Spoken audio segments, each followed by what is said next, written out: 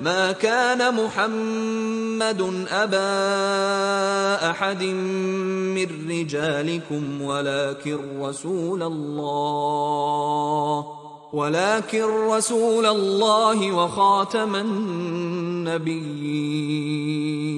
وكان الله بكل شيء عليما.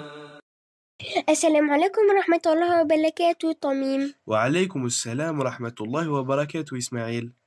Qu'est-ce que le prophète Mohammed a fait après que le message lui fut révélé? Il commença à proposer l'islam à ses proches.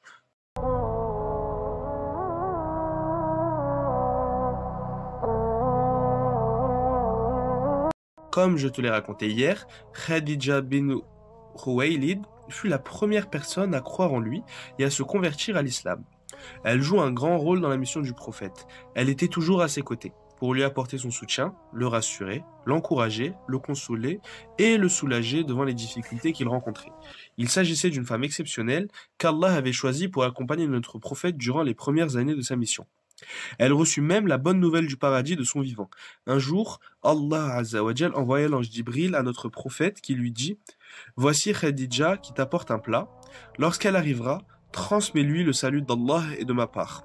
Puis annonce-lui la bonne nouvelle d'une maison au paradis faite de perles et dans laquelle il n'y aura ni tapage ni fatigue. » Khadija, enjouée, lui dit « Allah est la paix, de lui vient la paix et que le salut soit sur Jibril. » Dans un autre hadith, messager d'Allah énuméra les 4 meilleures femmes du paradis et elle fut citée en première. Les meilleures femmes du paradis sont Khadija bint Khuwaylid, Fatima bint Muhammad, Maryam bint Imran ou Asya bint Muzahim, la femme du pharaon. Le prophète vivait avec elle dans le calme et la tranquillité. Puis ce fut Ali Abi Talib, qui se convertit à l'islam alors qu'il était âgé de 10 ans. Ah oui, je sais c'est le cousin paternel du prophète Mohammed, le fils de son oncle Abu Talib. Subhanallah, il avait mon âge quand Mohammed est devenu prophète. Ça veut dire qu'il était encore un enfant? C'est bien ça, masha'Allah. Ali Abi Talib vivait avec le prophète qui le prit en charge avant l'islam pour soulager son oncle d'une crise économique qui touchait les Quraysh. Abu Talib avait beaucoup d'enfants.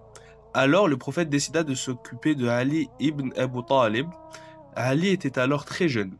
Il vécut sous la protection du prophète qui l'éduqua avant la révélation. Qui est la troisième personne à s'être convertie? C'est Zayd ibn Haritha, qui vivait lui aussi dans le foyer du prophète Mohammed. Il était un serviteur dans la demeure du prophète, puis il devint son fils adoptif. Dès que le prophète lui présenta l'islam, il embrassa la religion d'Allah et se fit la 3e personne à adopter l'islam. Le prophète prêcha alors à l'extérieur de la maison. La 4e personne à se convertir fut Abu Bakr, son ami et son compagnon. Il embrassa l'islam sans hésiter et sans se poser de questions, car, même avant l'islam, Abu Bakr ne s'était jamais prosterné devant une idole. Il s'était même interdit l'alcool. Il était aimé et apprécié de son peuple. Il était un commerçant intègre, honnête, serviable, véridique, doux de caractère et vertueux. Il fut parmi les meilleurs hommes de l'islam. Le prophète Mohammed sallallahu alayhi wa sallam dit de lui: Je n'ai invité personne à embrasser l'islam sans qu'il hésite et ne réfléchisse, excepté Abu Bakr. Il n'a pas attendu un instant lorsque je lui en ai parlé et n'a point hésité. Dès sa conversion, il prêcha, c'est-à-dire qu'il appela à l'islam ceux en qui il avait confiance. Répondant à l'appel d'Abu Bakr, quelques Qurayshites, estimés et puissants, se convertirent. Parmi eux, Uthman ibn Affan, Zubayr ibn al-Awwam, Abdurrahman ibn Auf, Sa'd ibn Abu Waqas et Talha ibn Ubaydallah. Ces 5 furent tous promis au paradis. L'islam commença à se propager petit à petit à la Mecque. Le prophète sallallahu alayhi wa sallam enseigna en secret cette nouvelle religion aux nouveaux convertis. La révélation s'accéléra après les premiers versets de la sourate Al-Mudaththir. Les versets révélés à cette époque étaient courts, mais ils avaient un sens profond évoquant la purification de l'âme, le paradis et l'enfer. Ces premières révélations pouvaient être donc transmises plus facilement puisque la prédication se faisait de bouche à oreille. C'est ainsi que beaucoup d'hommes et de femmes répondirent à l'appel de l'islam et rejoignirent progressivement les musulmans à tel point que tous les Mécois entendirent parler de cette nouvelle religion qu'était l'islam et en parlaient entre eux. Le messager d'Allah transmit secrètement les versets qui lui étaient révélés durant 3 ans, jusqu'à ce que Allah lui ordonne de prêcher publiquement l'islam pour avertir son peuple, blâmer ses croyances et dénoncer le faux. Ainsi, dans la sourate 15, verset 94, Allah dit Bismillahirrahmanirrahim. Fasda' bima tu'maru wa a'rid 'anil mushrikin. Expose donc clairement ce qu'on t'a commandé et détourne-toi des associateurs.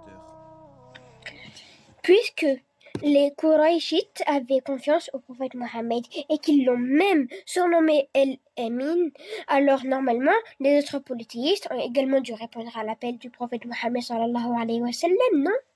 Malheureusement, ça n'a pas été si facile que ce qu'on pouvait penser. Mais sois patient, Akhi. Je t'expliquerai tout ça demain, bi'idhnillah. Jazakallah khayran Tamim. Wa khayran jazak Ismaïl. Abi nous appelle pour aller à la prière. Il veut y aller à pied et profiter de cette douce nuit qui annonce l'arrivée du printemps. Hayya bina.